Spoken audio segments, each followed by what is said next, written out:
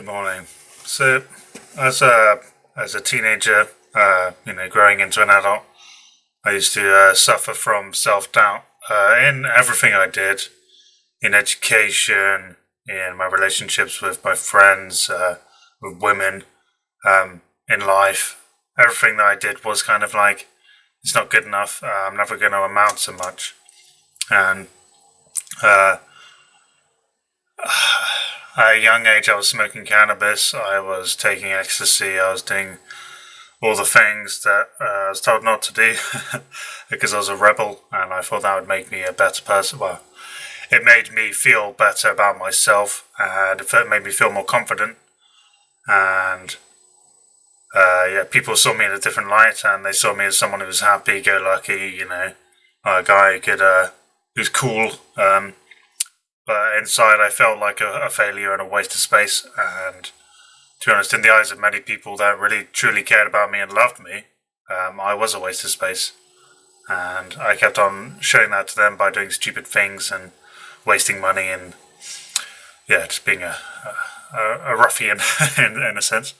And then at one point, I got to the point where I was so depressed by myself and my failures and my inability to actually achieve. I didn't have a job until I was like 24, 23, 24. A proper job, like a steady income where I was earning money, and I was thinking about the future finally, and I was understanding that I wanted to do more with my life.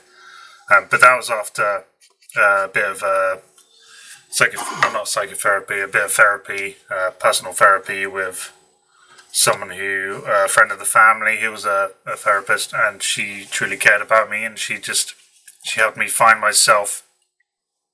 And I stopped smoking, and I stopped relying on external things to try and make me happy. And I just looked at myself and I said, "Yeah, I love you, Pablo." And that was an enlightening moment for me, because I came to a place where I understood myself a bit better and what I wanted. And it was generally just like love, love of self, love of another, family, acceptance of self.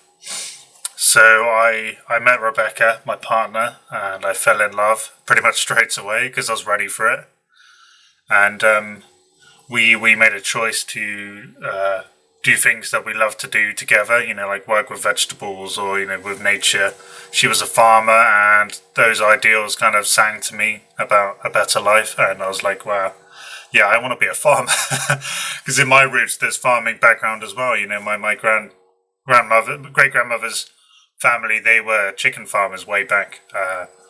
And they probably farmed other animals and stuff. And it just all made sense to me. So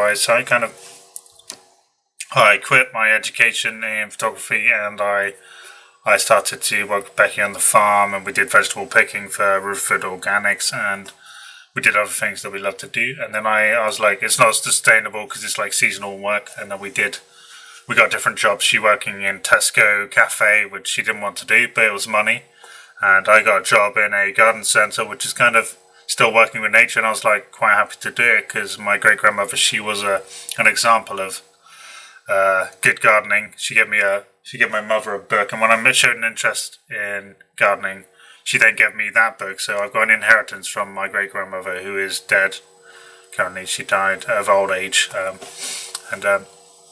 so yeah, I had a passion for gardening, and I was working in a gardening centre, Plants Galore, and I was doing quite well. And so passionate about it, trying to learn all the ropes. Not very good on the till because it was I was still lacking confidence when it came to people and interacting with them. Because I kept on charging people too much money. That was hilarious half the time. Someone almost paid £1,000 for something that was like £10. So yeah, I was working my way up the ladder. They said, "Oh, do you want more responsibility?" I was like, "Yeah." And they were like, "You can be the manager of this, the potting, where they make the seedlings grow into plants." I was like, "Yeah, that sounds really good. I like to sustain growth in plants." And I went there. I was about to do that, but in the summer of 2014, which, as most of you know, is when I was diagnosed. Well, it was when I had my first seizure. I I was working in the garden centre, and obviously I had the neck click, and then I had the sensation that I was just spinning around in circles, and then I was diagnosed with cancer. And it turns out that, you know, going from someone who was not confident of themselves to getting to a point in my life where things were branching out, and my options were a lot wider and better and bigger, and I could have earned more money. I could have been more successful in my life. It turns out that fate, or whatever you want to call it, had other ideas for the course of my life. So obviously I was diagnosed with cancer just as things were blossoming in the garden centre. And I got there and I was like, well, at least I learned these things. At least I became more confident before I was diagnosed, because it gave me the strength of will and the understanding of self when I was diagnosed, to actually kind of embrace it in a sense and understand it and go, okay, I can work with this rather than die from it, just like emotionally, physically. I'm not going to give up my life just because this has happened. So fortunately, all these, my struggles in the past, my lack of confidence to kind of opening up to the love that was within, that was always there, that I just didn't understand, and then processing it and then working with it, and then getting to a point where I was like, oh yeah, I could be a success, a financial success. I can actually, my family will look at me and they go, oh, Pablo's actually doing something with his life finally. We can respect him a bit. And then getting cancer, and everyone's like, so this kid, he's just going to die, is he? What's going to happen? And it's kind of like that for me at the beginning. And then I was like, no, I'm not going to let it. I'm going to make choices here. I've got to make the choice, the right choice, based on how I feel. And I did. And somehow in 7 years, I just keep on. It's just like, I'm going to call it fate, because that's the only way I can describe it. Is like every time something has started to go wrong again. For example, my tumour got to the point in 2017 where it was actually getting bigger and bigger, and it would have got to the point where I would have had brain damage, and it probably would have debilitated my entire life, and I probably would not have survived. When, suddenly we can operate on your brain tumour. And I'm like, fucking hell. Pardon my language, but fucking hell. This is actually meant to happen. I got to this point of survival where the tumour actually got big, got so big it could have killed me, and then suddenly it's operable. And they're like, well, we can save your life. And then my life was saved. And then, I had a year of relative peace and calm. I was eating a lot more food on the ketogenic diet, and I was kind of I gained 2 stone in weight, and that's not my, my kind of sweet spot for weight has been 11 stone since I started carnivore. But back to London, I went to the conference, Children with Cancer conference, and I did my speech. And I'd had a scan like half a month before that. So when I went back home to Devon, I got the results of that scan, and they said, you've got reoccurrence. But fortunately, I met someone called Misha Sakharov at the conference, and he said, if you need help and if you have a reoccurrence or if anything happens, just give me a call. So I gave him a call, and he said, go carnivore, 0 carb. I don't like the idea of supplements because the body can't naturally absorb all of the supplement that you're taking, so it's kind of almost obsolete in a sense. And you can get everything you need from meats and fats. And I was like, well, that makes sense to me, so I'm going to do it. And I went carnivore, 0 carb. And within the first 3 months, I had stability of tumour. There was no new growth. It was just... And since then, it's been the same thing. My tumour has been growing ever so slowly, ever so slowly. Whereas with glioblastoma multiforme, it grows pretty quickly for most people. And the normal routine is to cut and burn using chemotherapy and radiotherapy and surgery if it's possible. But what's on my side now is that I've got the opportunity to have surgery if I need to. I'm going to hold that off for as long as possible, because the damage and the toll of my awake craniotomy in 2017 was quite big. It took me a long time to recover, and I'm still recovering. I still have issues from it, like just random seizures that occur on my left side and my left arm and my jaw, and my tongue goes weird, and I can't swallow. So I got all these things that happen because of the surgery. So if I can continue to repair and survive and have stability until maybe another opportunity arises where there's more hope, more ability to heal within science, because science is always adapting, always growing, and I feel that the longer I survive, the more opportunities there are for me to better my survival through science. Because the ketogenic diet and the carnivore diet, they're based around the body's metabolism and how we are naturally meant to convert nutrients. And our ancestors way back, they were the Paleolithic man. They ate meat mostly, and it makes sense to me that I should be doing that too, just to survive and to do it naturally. My tumor was growing a lot quicker when I was on low restricted calorie ketogenic diets, so that's what happened. It was still growing, and it was still growing faster than it is now. So I found the sweet spot where I am currently restricting the growth of my tumor to a point where it doesn't really affect my life in a sense. This morning I woke up with a bit of a headache, took some paracetamol, and now I'm functional. And for some reason I'm feeling inspired, and I decided to speak to you about my experience and my lack of confidence and my understanding of myself to where I am now. And this is why I've got to the point where, I've got stability in my tumor, I've got stability in my life. I've got my second child was born, my little Malachi is growing, he's healthy, he's happy. My Luna, my 3-year-old girl, she is super happy, still growing, still healthy. She's pretty much carnivore like me. She has the occasional carb, but what kind of kid doesn't? In this world, we try and teach our children the best of us, and I plan to do that just by my example in living and surviving. But I never thought this was going to happen to me. This idea of family was something that was so far away from me when I was diagnosed, and it's something that I've now attained just through living without fear of death. And I got to the point where I wanted to give back, and this is through providing one-to-one conversations with people via my website, where I'm only charging £50 for 20 minutes, and 20 minutes is all I can generally manage to do when I'm talking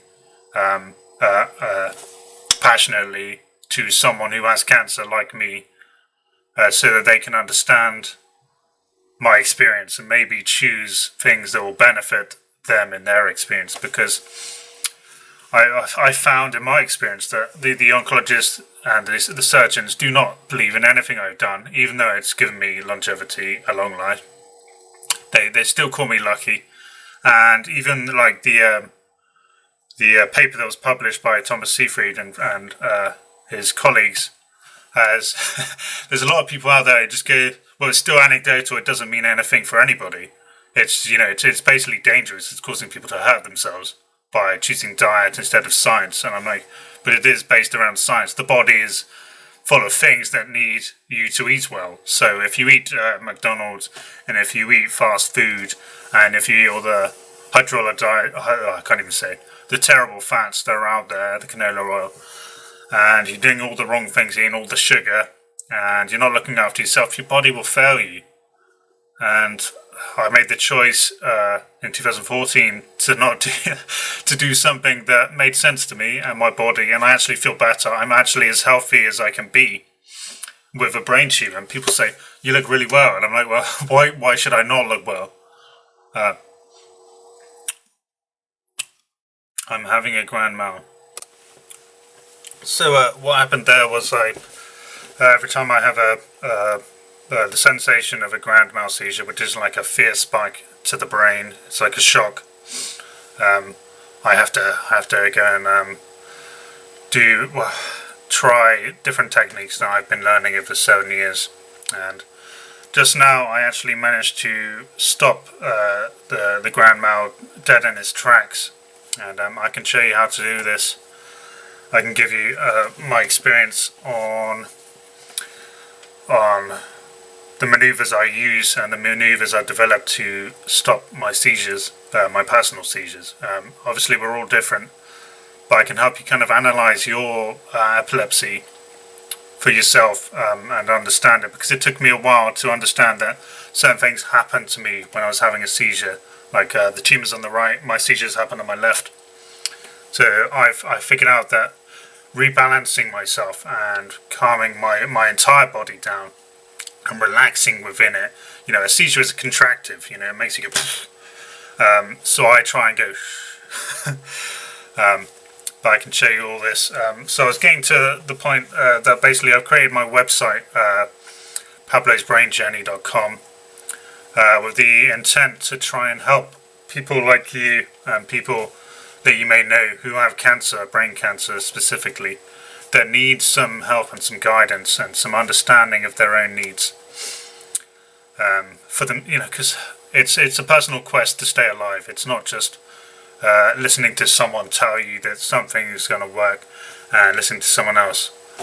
So you've got to have all sides of the story, and my side of the story is one where I had no options within standard of care, so I made my own options and my own choices, and this is how I'm still here. So if you believe I can help you, you can go on my website. You can book a consultation, Zoom consultation for 20 minutes for £50. And in that time I will try and impart my wisdom and answer your questions, because I've been through the emotional turmoil, I've been through the physical turmoil, I've been through all of it, with the help of my family and my friends and the support around me, and even like Misha Sakharov, he's got a group that support each other there. There's people with brain tumours in there, and they meet up every Monday and Wednesday, and they have a conversation with each other about what they're struggling with, what they need help with, and they better each other for doing it. So talking to someone who's been through what you're going through in a personal way, in a direct way, like on video, you get more of an understanding of what you need emotionally and what you need physically with brain tumour.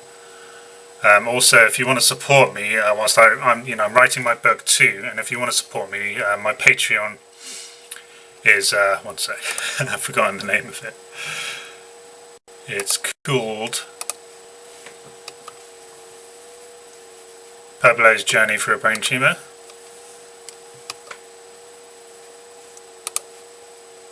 And basically, if you can it's very small amounts that I'm asking people to help me with, but if you become a patron, £5, you get to support me writing my book, my family, because at the minute my my government benefits, my personal independence payment for disability has been stopped because I stupidly, having a brain tumour and not being very with it half the time, forgot to